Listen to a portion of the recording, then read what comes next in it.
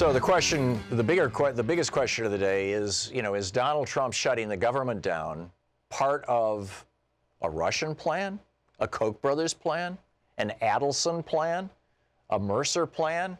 Is it the part of some foreign autocrat or domestic billionaire autocrat, wannabe autocrat, to damage the United States government? And if so, how much damage do they want to inflict on us before they say, okay, done?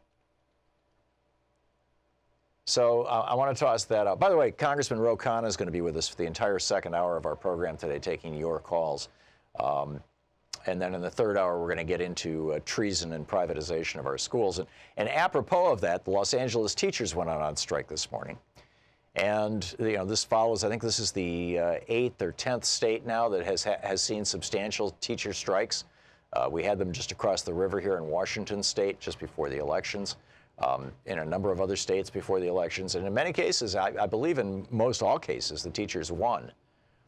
But the main thing that the teachers are striking against in Los Angeles, and we need to point this out because this is part of all the same fabric, and that is the takeover of America by oligarchs who put money above patriotism.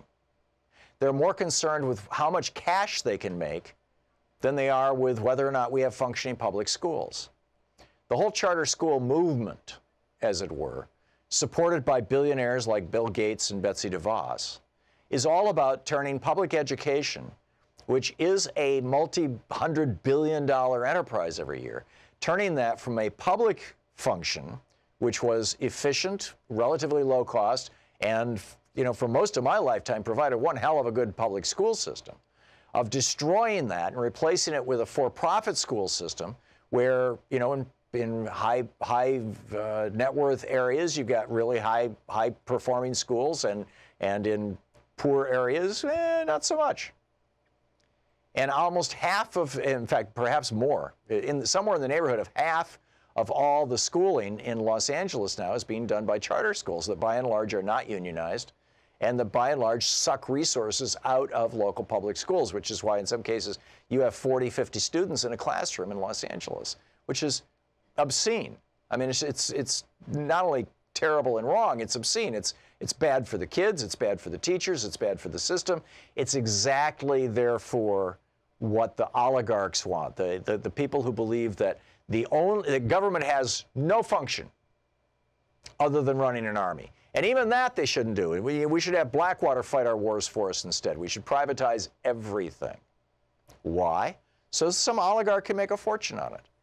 And why do we want to diminish the role of government? Because government can restrain oligarchs.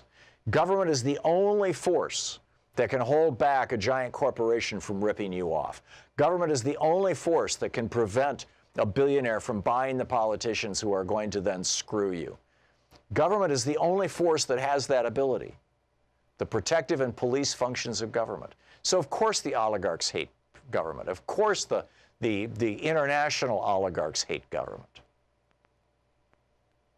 So how much damage will Donald Trump and his America-hating buddies have to inflict on the United States? How much damage will Mitch McConnell have to inflict on the United States before, his wife's Chinese business partners say, okay, cool, enough? Or before Putin says, okay, you've done enough. I guess that was worth that $3 million in contributions. How much damage has to be done? Or is this all a completely innocent thing?